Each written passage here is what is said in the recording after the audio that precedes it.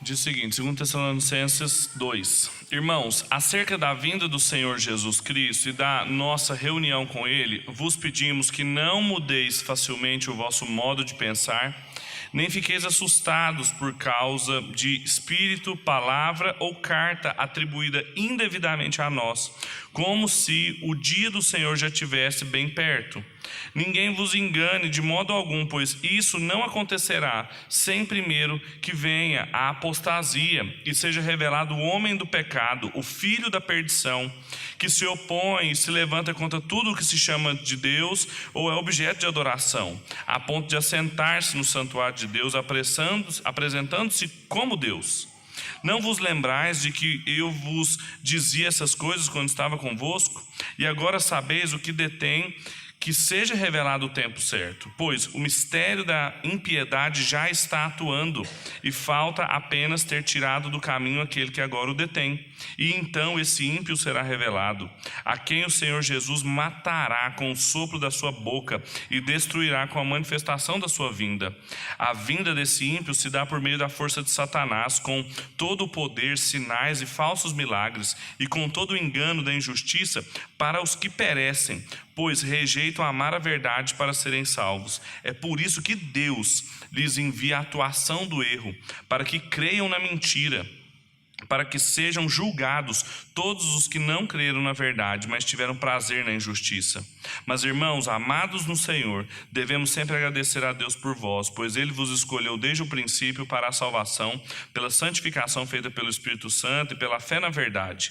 E para isso vos chamou pelo nosso Evangelho, para alcançardes a glória do nosso Senhor Jesus Cristo. Assim, irmãos, ficai firmes e conservai as tradições que vos foram ensinadas oralmente ou por carta nossa. E o próprio Jesus Cristo, nosso Senhor e Deus, nosso Pai, que nos amou e pela graça nos deu a vida eterna e a consolação, boa esperança, conforte o vosso coração e vos fortaleça em toda boa palavra. Até aqui a palavra do Senhor. Em 1895, um filósofo alemão chamado Friedrich Nietzsche escreveu um livro chamado O Anticristo. Era um livro que também pode ser traduzido no alemão por O Anticristão ou O Anticristo. E é uma obra que talvez seja a obra mais ácida de crítica ao cristianismo que o Ocidente já tenha produzido. A gente conhece o Nietzsche como um filósofo ateu, e ali nesse livro está toda a força do seu projeto de transvaloração dos valores cristãos, ou seja, uma modificação da moralidade cristã, transvalorando, ou seja, atribuindo outro valor a todas essas coisas. Trechos emblemáticos desse livro são, por exemplo, o Evangelho morreu na cruz, o último cristão foi Cristo, e várias críticas que o Nietzsche faz à fé cristã, principalmente ao apóstolo Paulo. E quando a gente conhece o contexto que essa obra surgiu, ela tem muito mais a ver com a teologia alemã da época, que o Nietzsche conhecia bem. Ele era filho de pastor alemão e era muito influenciada pela filosofia, tinha muito mais a ver com o espírito da época do que propriamente com a fé cristã. E o Nietzsche criticava bastante isso. Mas o que me chama a atenção nesse livro, em que muitas vezes ele atribui a sua própria pessoa, e alguns intérpretes falam que ele já estava sofrendo das consequências mentais daquilo que traria sua morte posteriormente, por que ele escolheu essa figura da segunda carta aos Tessalonicenses para dar nome ao seu livro? Por que o anticristo foi a imagem escolhida pelo Nietzsche para poder rotular ou para poder nomear o seu livro, que é a melhor expressão da sua filosofia e a pior crítica que o cristianismo já recebeu? Eu vou voltar a isso no final, mas o que eu quero dizer hoje, e diante dessa carta que nós estamos, é que a segunda carta aos Tessalonicenses, ela é bem diferente da primeira carta aos Tessalonicenses.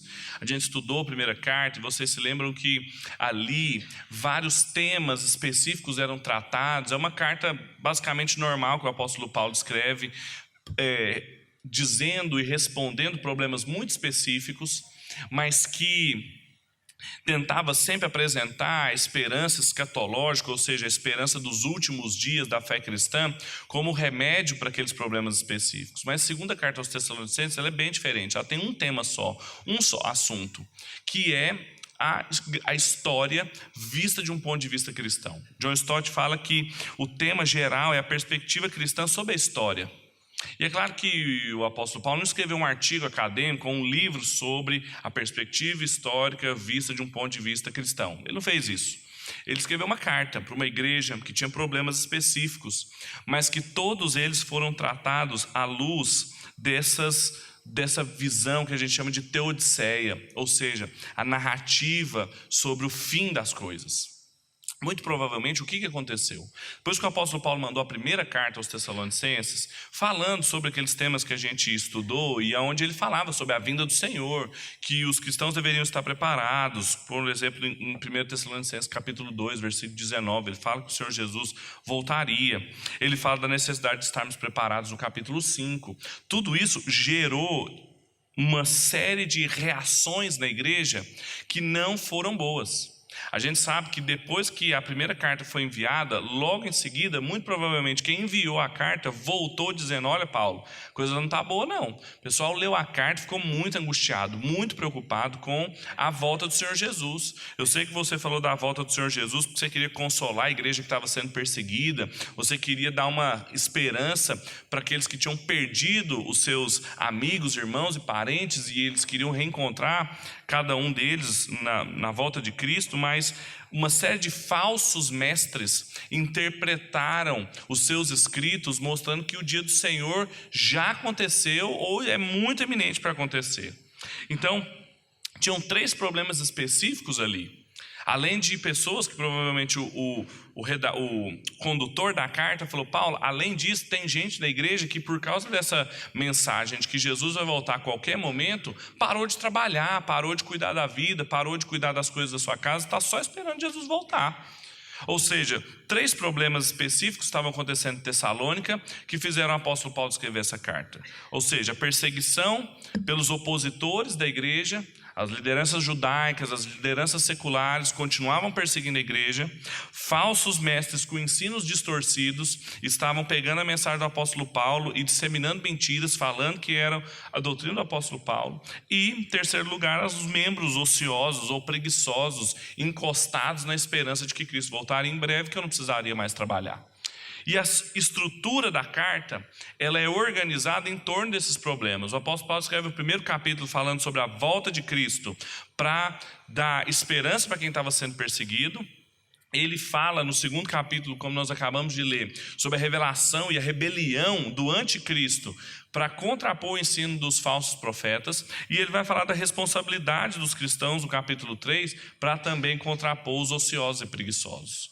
Ou seja, ele usa os temas gerais da grande história da redenção para contrapor os problemas específicos. Então, nesse sentido, o tema do presente trecho que nós lemos é a rebelião do anticristo como o antecedente para o retorno de Cristo. Como que antes da vinda do Senhor Jesus, que precisava ser iminente, eles estavam falando que ia acontecer a qualquer momento, precisava acontecer uma série de coisas, mas em especial a revelação do homem da iniquidade, do filho da perversão. E a pergunta é: o que isso ensina para nós? Como esse tema sobre a necessária rebelião do anticristo comunica não só lições à igreja em Tessalônica, que experimentava esse ensino sobre a volta iminente de Jesus, mas também ensina para nós. O que esse texto nos ensina? Qual que é o lugar dessa figura, o anticristo, na perspectiva da história cristã? Era o Nietzsche o anticristo? Quem é o anticristo? É o Papa? Jesus já retornou, como dizem os testemunhos de Jeová? Esses temas tangenciam a nossa vida. O que muda na igreja do Senhor Jesus saber que uma figura como essa, o anticristo, vai um dia aparecer?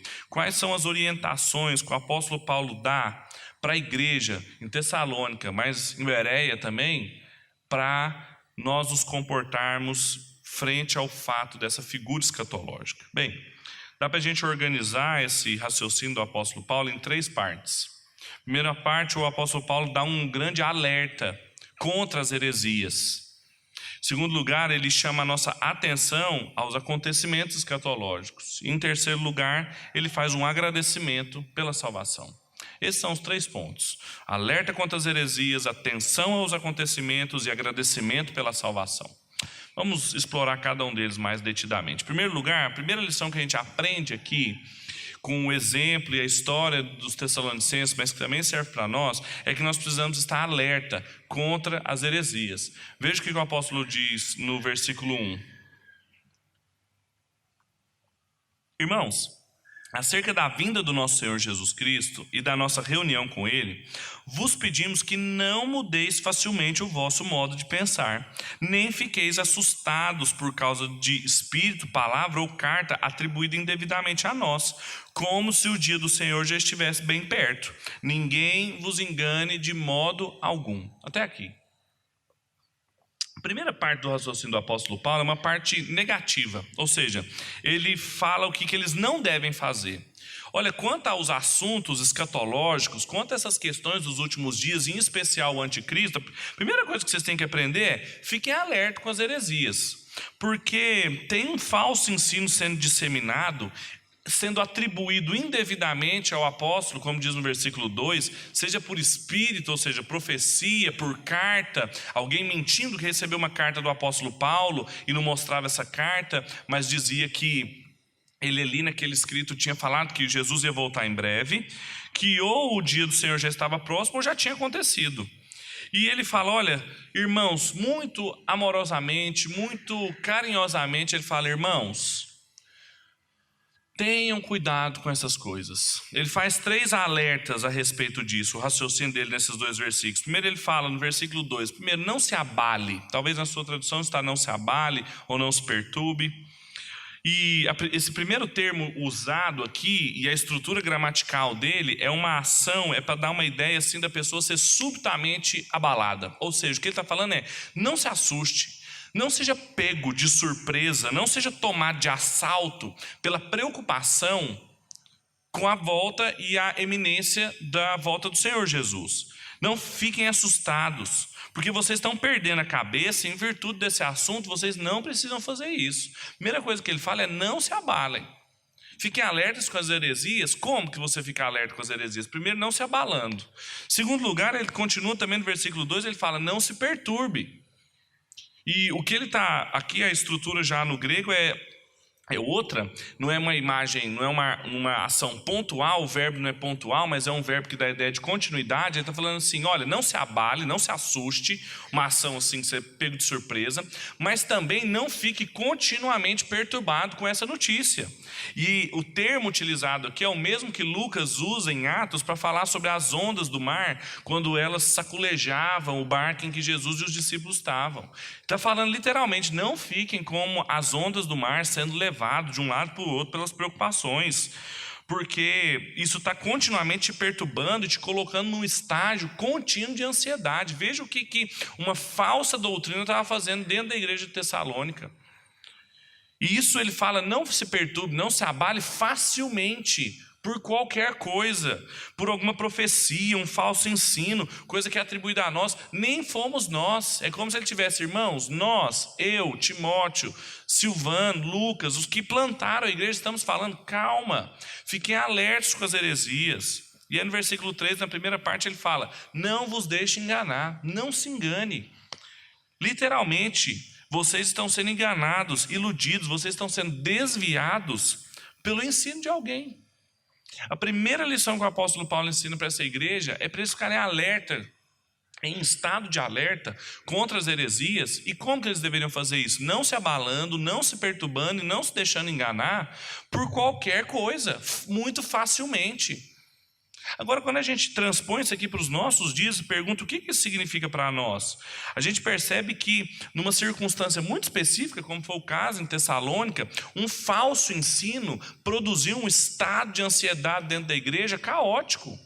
Como que mestres errados, cheios de doutrinas equivocadas, com falsidades, motivados pelos mais diferentes sentimentos, foram capazes de produzir os piores efeitos dentro da igreja.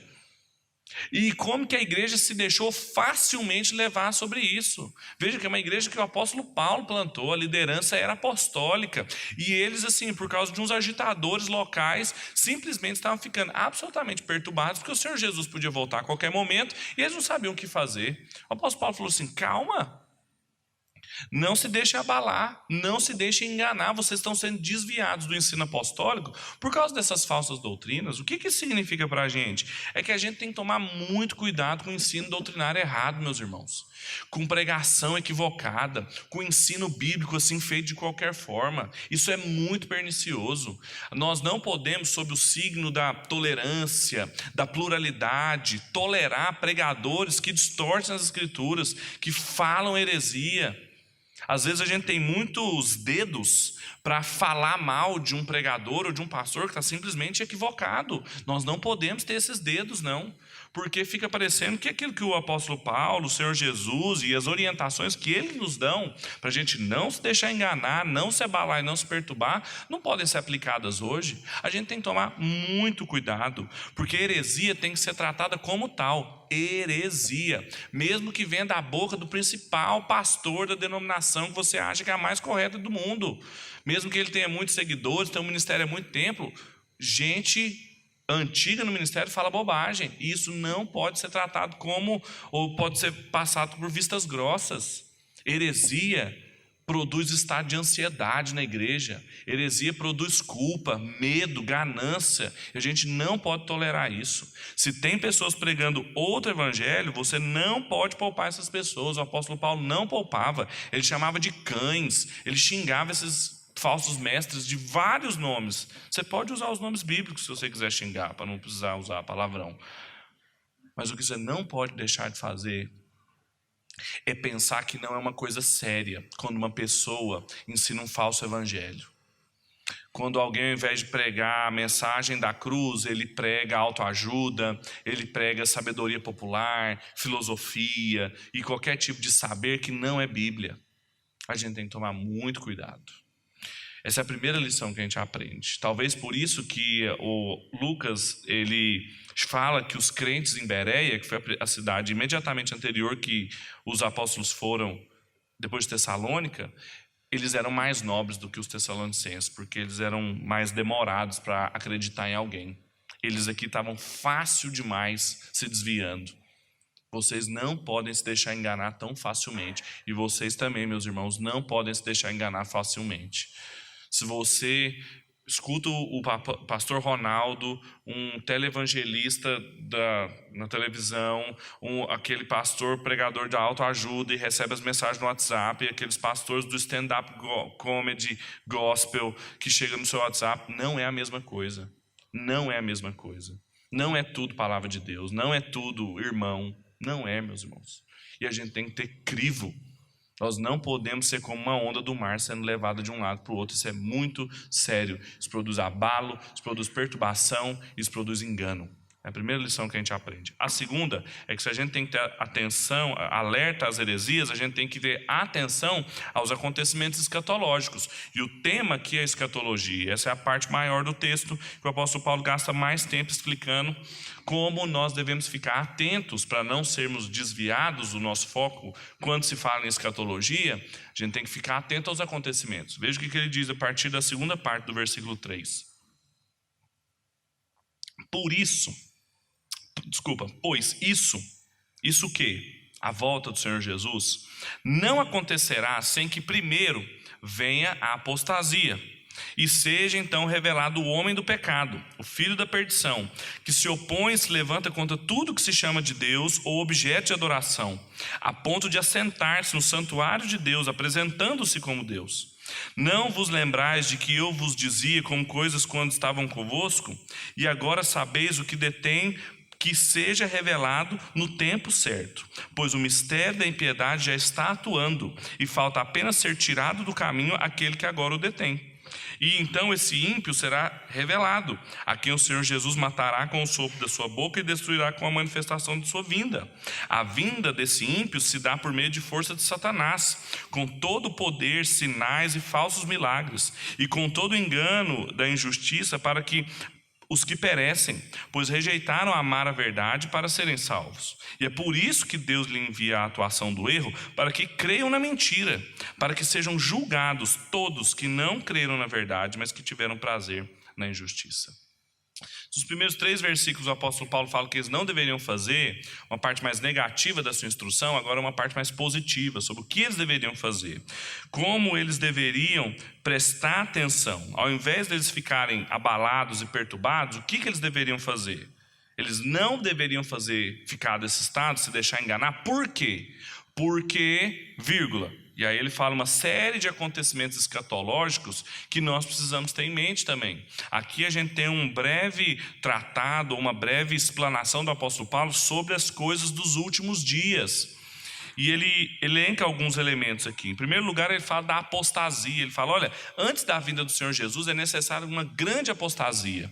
Apostasia é uma palavra que significa simplesmente rebelião, rejeição. Quando a gente fala que alguém apostatou da fé, é que ele abandonou a fé. Mas quando o que está em jogo aqui nessa grande apostasia não é simplesmente alguém deixar de ser crente. O próprio Senhor Jesus, em Mateus, no capítulo 24, que é um discurso escatológico de Jesus, ele mesmo falou que nos últimos dias o amor de muitos se esfriaria e muitos abandonariam a fé. E essa também foi sempre uma marca dos discursos proféticos no Antigo Testamento, que o povo de Israel deixava de servir o Senhor Jesus, rejeitava o Deus vivo em torno dos ídolos. E o William Hendrickson, que é um comentarista bíblico muito bom, ele faz um paralelo interessante nesse momento. Ele fala assim, olha, é como se o apóstolo Paulo estivesse dizendo o seguinte: da mesma forma que quando na primeira vinda de Cristo foi antecedida por um período de grande apostasia, ou seja, de grande rejeição da fé, e nós temos os livros históricos de Macabeus, a revolta dos Macabeus conta justamente sobre a apostasia naquele dia do povo de Israel. Da mesma forma, na segunda vinda, ela vai ser antecedida por uma grande apostasia. Ele está querendo mostrar que nós precisamos entender o que é essa rebeldia. Claro que isso não significa que a igreja invisível de Cristo ia perder a fé. Isso é impossível. Uma vez que eles foram alcançados pelo amor de Cristo, eles não podem simplesmente abandoná-los. Se eles foram corretamente eleitos, eles vão ser perseverados na fé.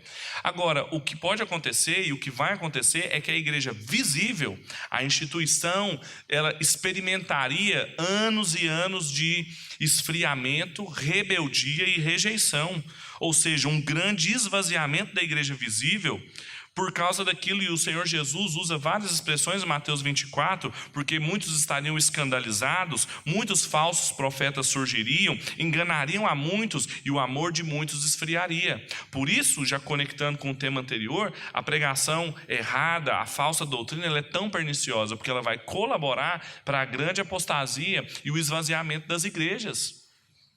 Esse é um dos primeiros elementos. Ele fala, olha, o Senhor Jesus ainda não voltou, sabe por quê? Porque o próprio Senhor Jesus diz que antes tem que ter uma grande apostasia. E não é isso que está acontecendo entre vocês. A igreja em Tessalônica está crescendo. Vocês sabem que nós estamos aqui em Corinto, a igreja também continua crescendo.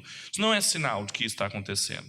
Em segundo lugar, um segundo elemento, e aí é o ponto central dessa passagem, é que vai acontecer a revelação do homem da iniquidade, o anticristo, chamado anticristo, o grande líder desse momento, porque essa apostasia ela ia ter um líder, uma personificação, um homem, uma pessoa que teria características, encarnaria determinados valores que seriam radicalmente contra o cristianismo. Por isso o nome, o anticristo. Os termos que são usados aqui, homem da iniquidade, literalmente é o homem da falta de lei, antropostes anomias. Anomias é de anomos, ou seja, sem lei. E também o filho da iniquidade é literalmente o homem do pecado, antropostes hamartia, ou seja, alguém que estava pecando, alguém que não tinha a lei, não submetia à lei de Deus. Por que ele tem essas características? Qual é a razão desses nomes? O apóstolo Paulo fala isso nos versículos 4 e 5. 3 e 4, desculpa. Ele fala, primeiro, ele se opõe a tudo que se chama de Deus e a todo tipo de adoração a Deus. Esse homem sem lei, o anticristo, ele tem esse nome porque ele se opõe. Ele é anti tudo aquilo que é referente à adoração a Deus e tudo aquilo que se refere ao próprio Deus. Ele não reconhece a palavra de Deus, ele é um adversário da lei de Deus, do povo de Deus. Por isso que ele é o homem da anomia. Mas além disso também, ele não tem só essa forma passiva de se opor, mas ele também diz no versículo 4 que ele se exalta contra tudo aquilo que se diz de Deus e todo culto. Tem uma parte positiva na sua rebelião. Ele é alguém que não é só passivo, mas ele é ativo no pecado. Por isso que ele é chamado filho do pecado, porque ele é alguém que peca ativamente, intencionalmente contra Deus e contra o seu povo. Fala também que ele chegará ao ponto de se assentar no trono de Deus, ou seja, ocupar o lugar da divindade. Ele pretende funcionar como um Deus, autoproclamando-se Deus. E a expressão grega aqui dá a ideia de alguém que faz isso publicamente. Ele publicamente assume que ele deve ocupar para o povo de Deus o lugar do Deus vivo. Eles devem adorá-lo e não mais adorar a Deus. E é claro que a igreja invisível de Cristo, a igreja fiel, ela não vai fazer isso. E por isso o povo vai passar por uma grande tribulação, como disse o Senhor Jesus em Mateus 24:15. Ou seja, as marcas desse homem, as marcas dessa pessoa, estão imbuídas nos seus títulos que ele recebe.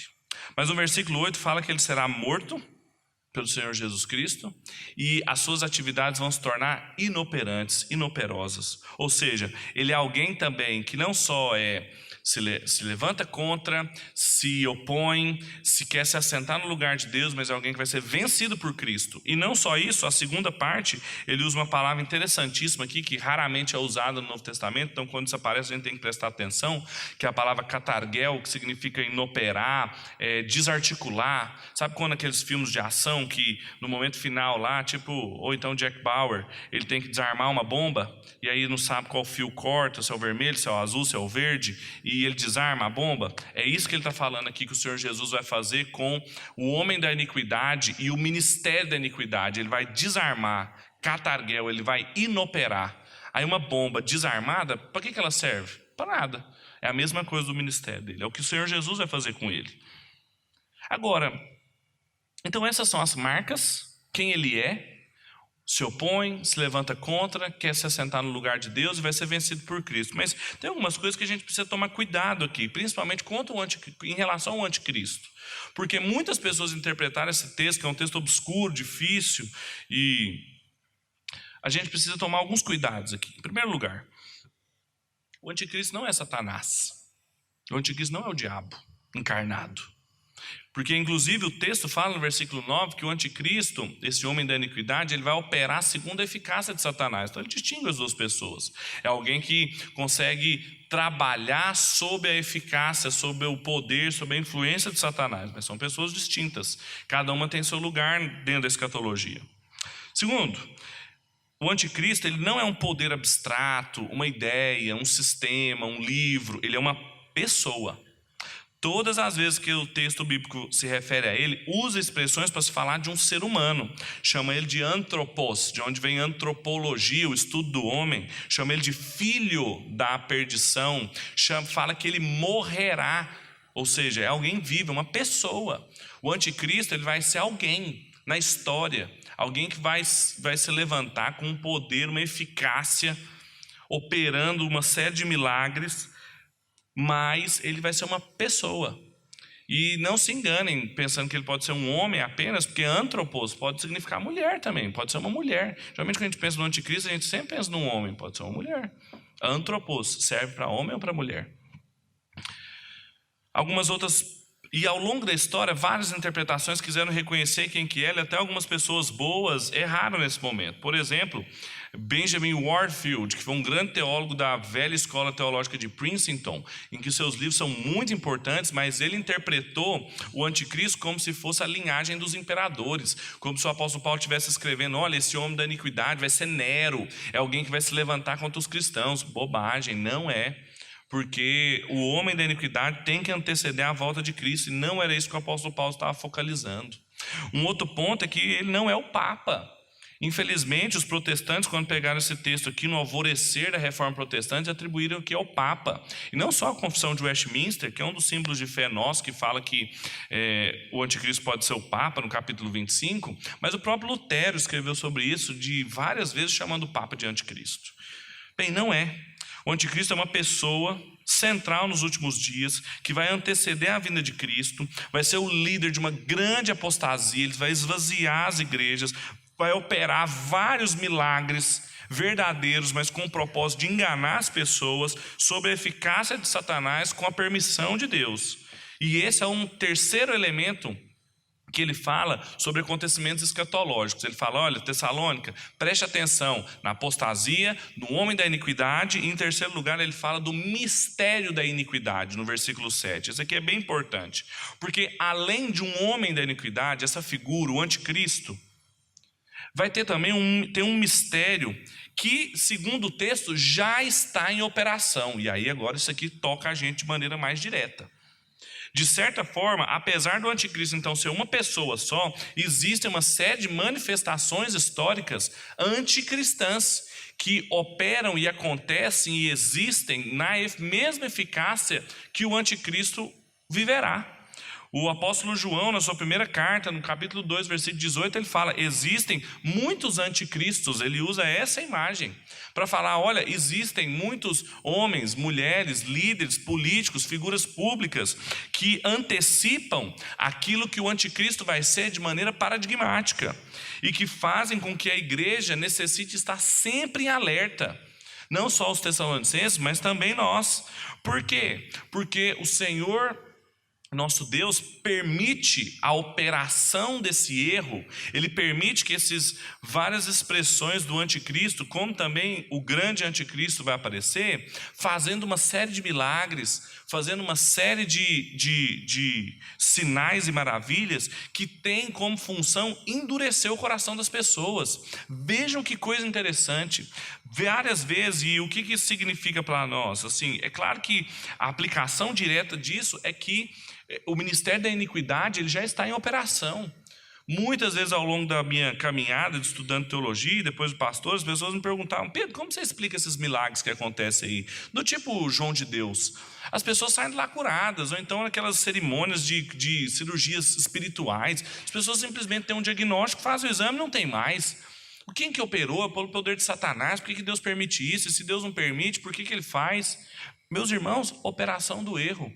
O nosso Deus permite que essas coisas aconteçam para endurecer o coração das pessoas que não acreditaram na verdade, mas tiveram prazer na injustiça e por isso serão condenados. Assim como ele endureceu o coração de Faraó, lá em Êxodo, no capítulo 5. Todas as vezes que Faraó endureceu o seu coração, o Senhor endureceu o coração dele. Aqui também, todas as vezes que uma pessoa procura esse tipo de recurso, ao invés de se colocar em alegre submissão ao Senhor Jesus, está experimentando aquilo que nos dias finais da escatologia cristã, no ápice da história, o anticristo vai fazer com muita gente, a operação do erro. Vai enganar pessoas, e isso é muito mais sutil, isso é muito mais imediato, mas é igualmente satânico, é igualmente operoso, segundo a eficácia de Satanás. Milagres feitos para serem enganados, curas e todo tipo de operação do erro. Veja que o texto diz, para enganar aqueles que tiveram prazer na injustiça. Veja, versículo 9, a vinda desse ímpio se dá por meio da força de Satanás, com todo o poder, sinais e falsos milagres, e com todo o engano da injustiça, para os que perecem. Para que é isso? Para os que perecem, para quem não tem relacionamento com o Senhor Jesus. Pois, por que isso acontece? Pois rejeitaram amar a verdade para serem salvos, preferiram manter-se em rebelião ao Senhor e conseguiram antecipar aquilo que o anticristo vai fazer de maneira paradigmática. Versículo 11, é por isso que Deus lhes envia o poder da operação do erro, para que creiam na mentira, para que sejam julgados todos os que não creram na verdade, mas tiveram prazer na injustiça. Pesado, meus irmãos, mas explica muita coisa. explica muito falso milagre de muita gente aí que já está vivendo na operação do erro.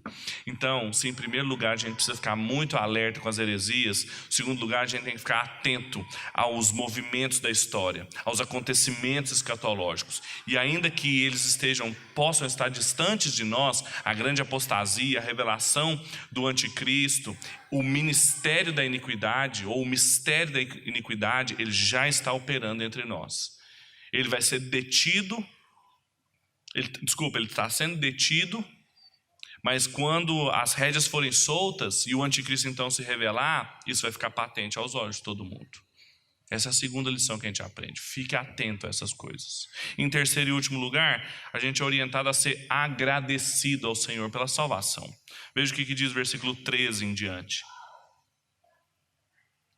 Mas, irmãos amados do Senhor, devemos sempre agradecer a Deus por vós, pois Ele vos escolheu desde o princípio para a salvação, pela santificação feita pelo Espírito e pela fé na verdade. E para isso vos chamou pelo nosso Evangelho, para alcançardes a glória de nosso Senhor Jesus Cristo.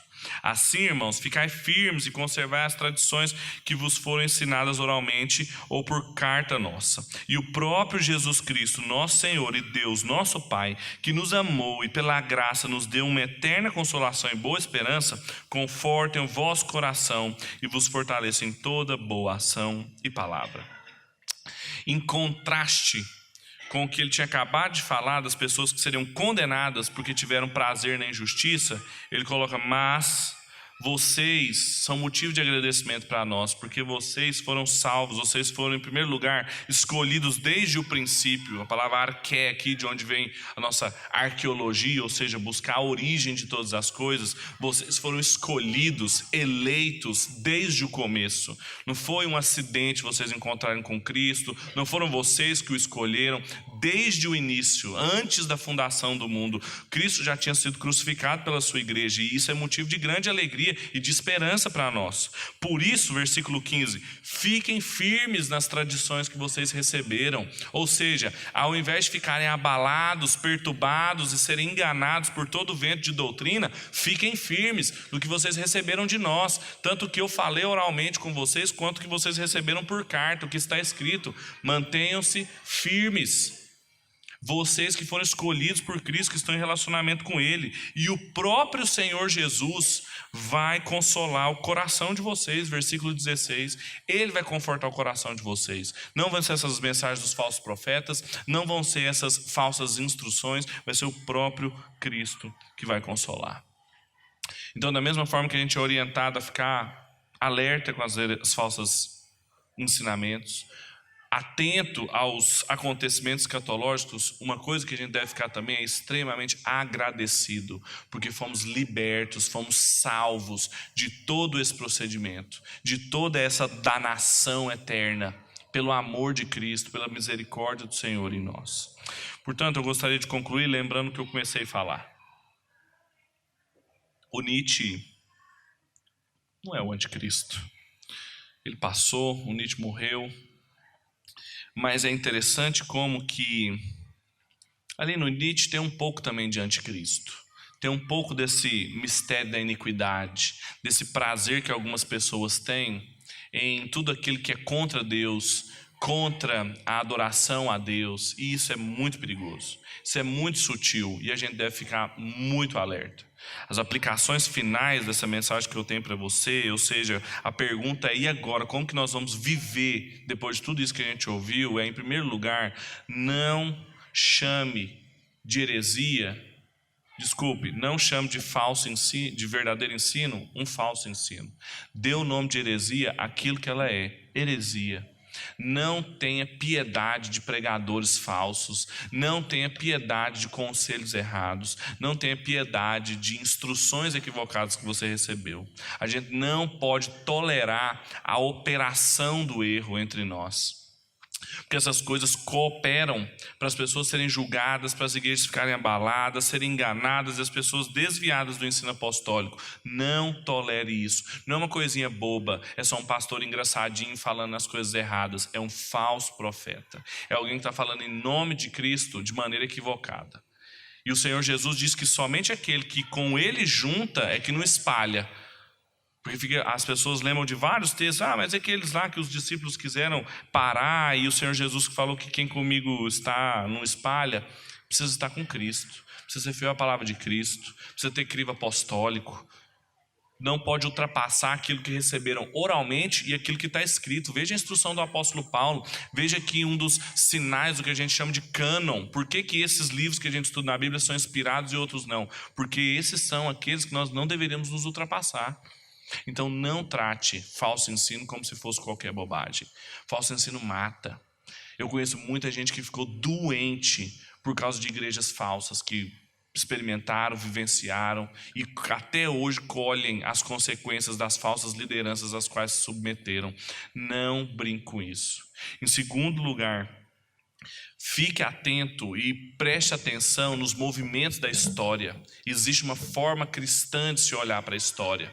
A nossa história ela não é infinita, nós não vamos viver assim de qualquer jeito, a qualquer custo, e uma hora a gente morre e vai morar no céu. Não, tem todo um cume, tem o dia do juízo final, tem a promessa que o Senhor Jesus vai condenar aqueles que tiveram prazer na injustiça e vai salvar e ter misericórdia daqueles que se mantiveram fiéis, mesmo sendo perseguidos ou não, e isso precisa nos ajudar a lidar com o sofrimento. As pessoas ficam se perguntando: por que Deus me permite fazer isso? Deus não faz nada, Deus não cura meu esposo, meu marido, minha avó, a mim. Por quê? Porque Ele estabeleceu um dia chamado dia do juízo final, em que tudo será julgado, em que os rebeldes receberão aquilo que eles mereceram e os fiéis vão receber aquilo que eles mereceram. Então fique atento aos movimentos da história e as suas consequências, os seus desdobramentos momentâneos. Já a operação da iniquidade que já está no nosso meio, que já acontece entre nós, com todo tipo de manifestação anticristã que se opõe a tudo que diz respeito a Deus, que se mostra contra tudo que se manifesta a Deus, seja por uma propaganda muito sutil que chega à sua casa, seja por um amigo com conversas e valores que não tem nada a ver com o Evangelho. Tome cuidado, essas coisas não são qualquer coisa, elas não são coisas sem importância. Valores anticristãos têm dimensões escatológicas que a gente precisa ficar atento. E em terceiro e último lugar, mantenha-se sempre em atitude de gratidão ao Senhor.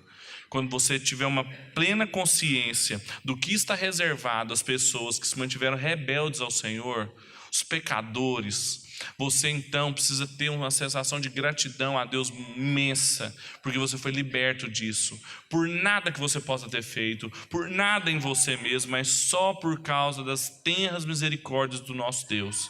E o próprio Cristo console o seu coração com isso, que a sua consolação não venha de outro lugar, não venha de uma vida melhor que você pode ter, de uma morte melhor que você pode planejar, de uma família que você pode construir, de um trabalho, de uma vida com significado. Nada disso consola o nosso coração. É tão somente o Senhor Jesus, o próprio Cristo, que vai consolar o nosso coração, nos dar esperança e nos manter alerta contra os falsos ensinamentos, atentos aos acontecimentos escatológicos e agradecidos à salvação que a gente recebeu. Vamos orar?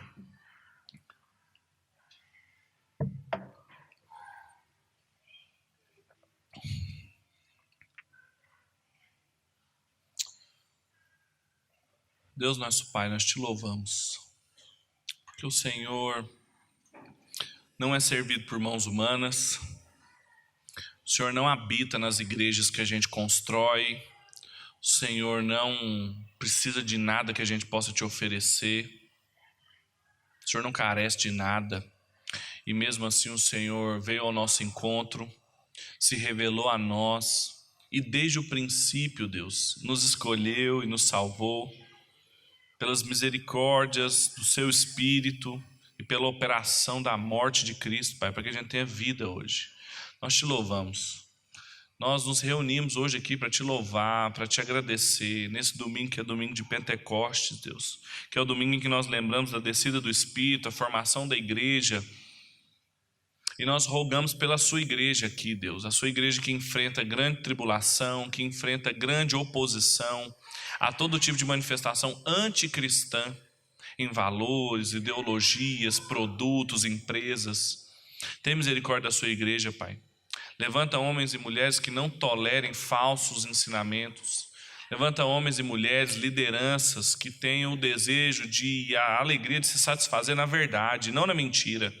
Que não fiquem procurando a operação do erro, mas sejam agradecidos pela sua obra, Deus. E ajuda-nos a nos mantermos nesse propósito, nessa vocação ao qual fomos chamados.